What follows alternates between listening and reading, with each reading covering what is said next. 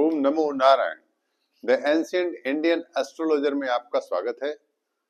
और इसके साथ ही ये जो हमारा नववर्ष है 2026, ये आप सभी दर्शकों को, हमारे ज्योतिष बंधुओं को बहुत बहुत मंगलमय हो, इसी की कामना के साथ आज हम आपको 12 राशियों का फल बताएंगे कि इस नए साल में आपके 12 राशियों के क्या क्या फल हैं, उन लोगों को क्या प्राप्त होने वाला है। इसमें एक जो सबसे महत्वपूर्ण तथ्य है वो ये जान लें कि लग्न और राशि दोनों से देखना चाहिए, परंतु इसमें सबसे महत्वपूर्ण है कि यदि आपका लग्न बली हो तो लग्न से देखें, राशि अगर बली है तो राशि से देखें। अर्थात लग्न को यदि लग्नेश देख रहा हो, यदि लग्नेश मजबूत स्थिति में है तो लग्न से ही इस फल का विचार करेंगे। यदि सपोज कर लीजिए आपका राशि यानी आपका राशि का स्वामी जिसमें चंद्रमा है, वह उसका स्वामी यदि बली है या उसको देख रहा हो चंद्रमा को, तो हम उस राशि को लेंगे, उससे विचार करेंगे।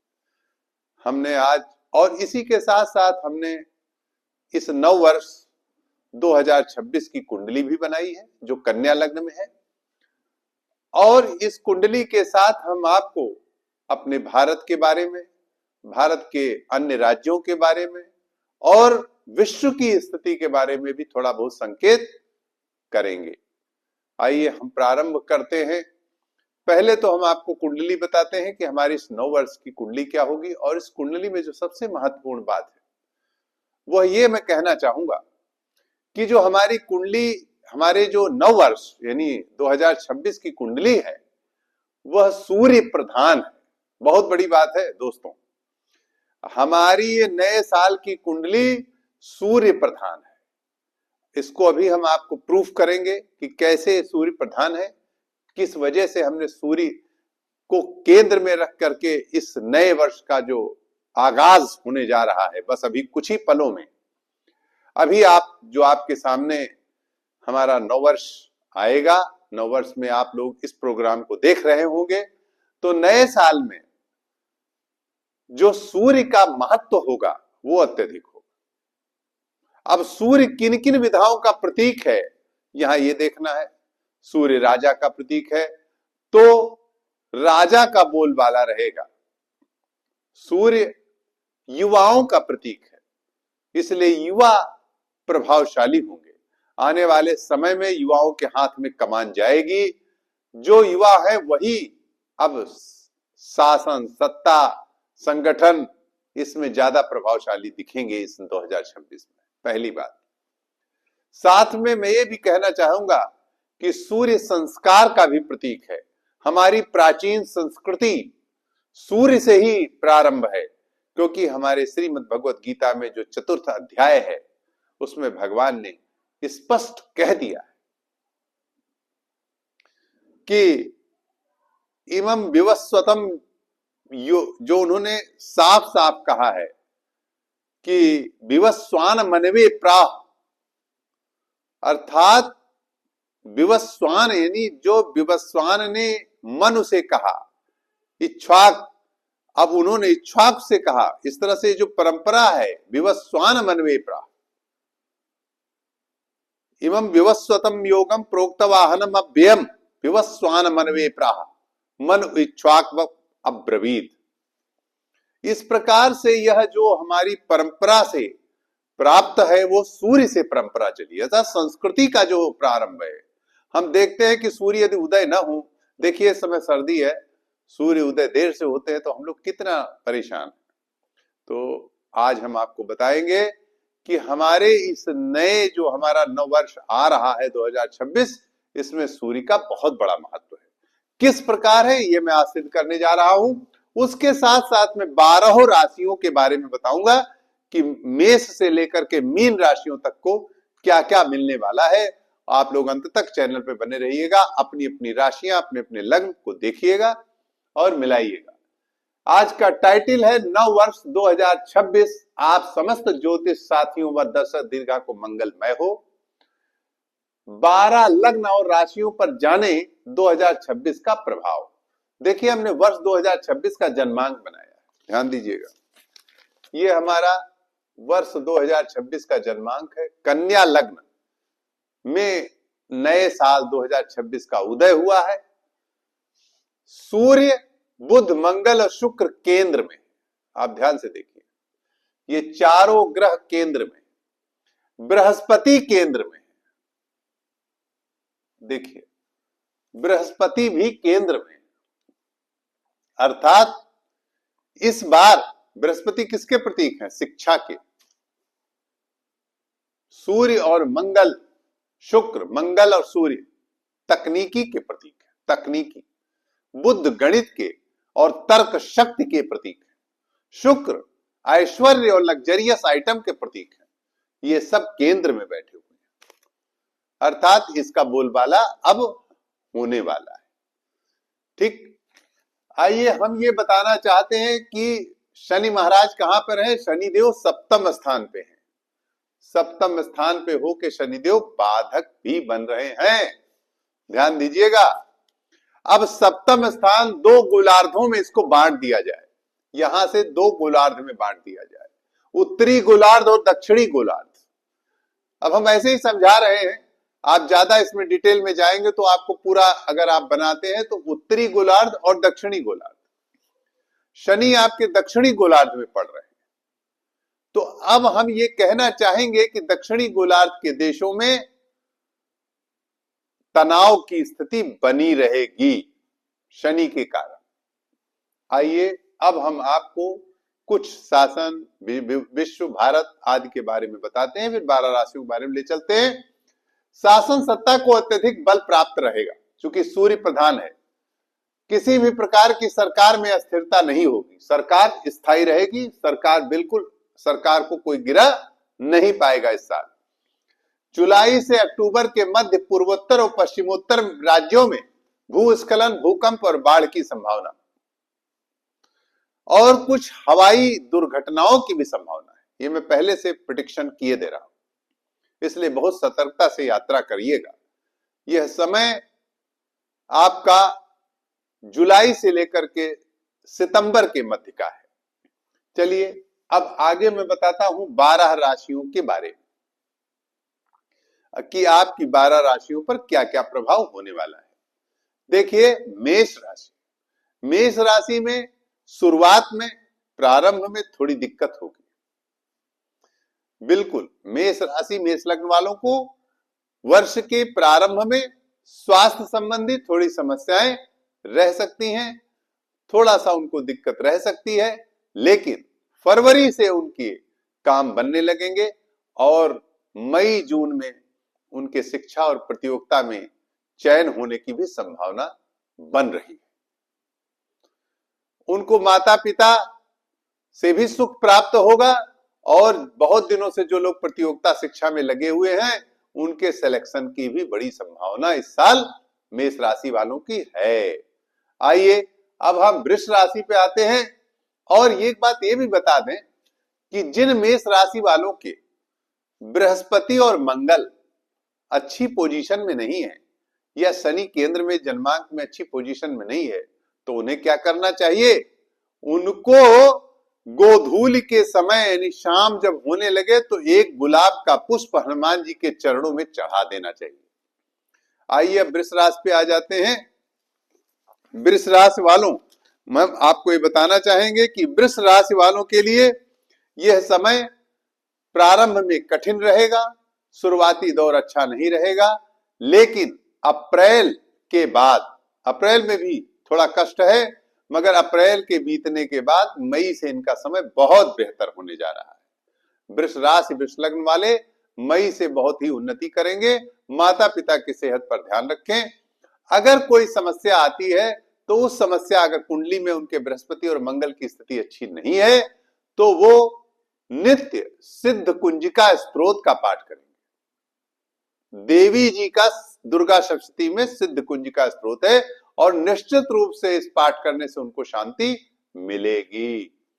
अब आइए मिथुन राशि वाले। मिथुन राशि वालों के लिए सबसे बड़ी जो समस्या है वो ये है कि प्रारंभ तो उनका बहुत अच्छा रहेगा, बिल्कुल अच्छा रहेगा। और मार्च तक तो वो उनकी बल्ले बल्ले है, लेकिन अप्रैल से जुलाई तक का समय माता पिता के सेहत को लेकर के अच्छा नहीं है। तो अब वो क्या करें, उनको चाहिए कि उनके बुध स्वामी है, और अगर उनकी कुंडली में बुध और बृहस्पति और शुक्र केंद्र में है, अगर कुंडली में अच्छी पोजीशन में है तब तो ठीक है, वरना वो नित्य गणपति पर दूर्वा चढ़ाएं। यदि वो गणपति पर दूर्वा चढ़ाएंगे और संकष्टी चतुर्थी का व्रत रखेंगे तो निश्चित रूप से यह साल उनका बहुत बढ़िया जाएगा। आइए कर्क राशि वालों के बारे में बताते हैं। देखिए, कर्क राशि वाले शैक्षिक कार्य में उनको थोड़ा रुकावट आ सकती है। अभी उनके लिए समय शिक्षा को लेकर के अच्छा नहीं जा रहा है। माता पिता के स्वास्थ्य को लेकर के भी दिक्कत हो सकती है। माता पिता के स्वास्थ्य को लेकर के उनको चिंता करनी पड़ेगी।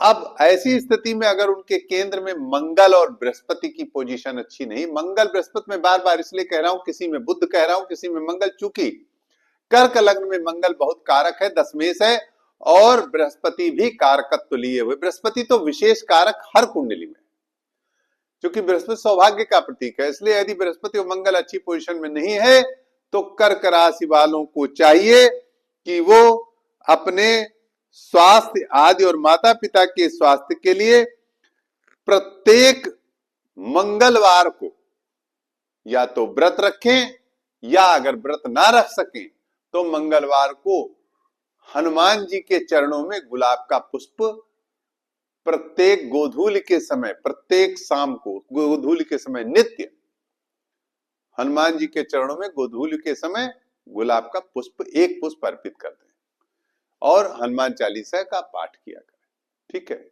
आइए अब सिंह राशि वालों के बारे में बताते हैं। सिंह राशि वालों के वर्ष के प्रारंभ में थोड़ी कठिनाई है दोस्तों, परंतु 15 अप्रैल के, मैंने पूरा तैयार किया है, 15 अप्रैल के बाद ठीक समय सुख व वैभव इनका बना रहेगा।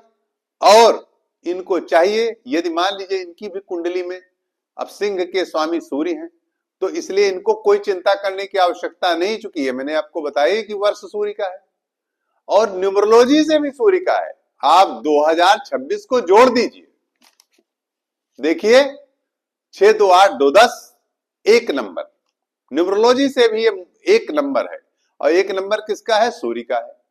और एक नंबर जिसकी डेट ऑफ बर्थ है उसके लिए भी भैया बहुत अच्छा समय है, 1 10 19 और 28।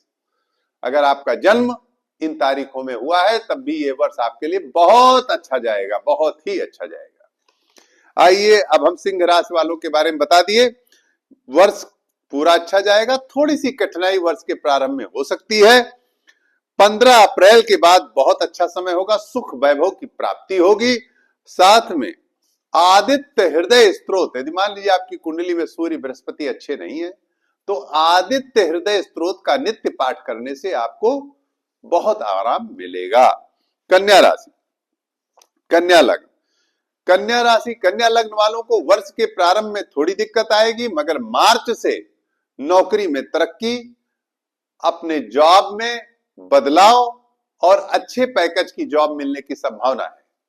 मार्च के बाद बहुत ही उत्तम पैकेज मिलने वाला है आपको, और आपके शिक्षा प्रतियोगिता के जो छात्र बहुत दिनों से तैयारी कर रहे हैं उनको सफलता भी मिलने वाली है, और जो लोग विदेश यात्रा के लिए परेशान हैं उनको विदेश यात्रा भी उनकी होने वाली है। ये जान ले कन्या राशि वाले कि उनकी विदेश यात्रा भी होने वाली है। अब फिर कहूंगा कि यदि इनकी कुंडली में बृहस्पति और बुध की स्थिति अच्छी नहीं है तो ये नित्य गणपति पर दूर्वा चढ़ाया करें, और संकष्टी चतुर्थी का व्रत यदि कर सकें तो किया करें। आइए अब हम तुला राशि वालों के बारे में बताएंगे कि प्रारंभ में, वर्ष के प्रारंभ में थोड़ी सी दिक्कत नौकरी में इनके आ सकती है, और इनका अपने अफसरों से विवाद रह सकता है। ये मैं केवल इस जन्मचक्र, जो मैंने वर्ष का कुंडली बनाई इसी से बोल रहा हूं। वर्ष के प्रारंभ में अफसरों से विवाद रह सकता है, इसलिए उनसे सद्भाव बना के रहें, मेल जोल बना के रहें, अपने अफसरों से झगड़ा ना करें, वाद विवाद ना बढ़ाएं।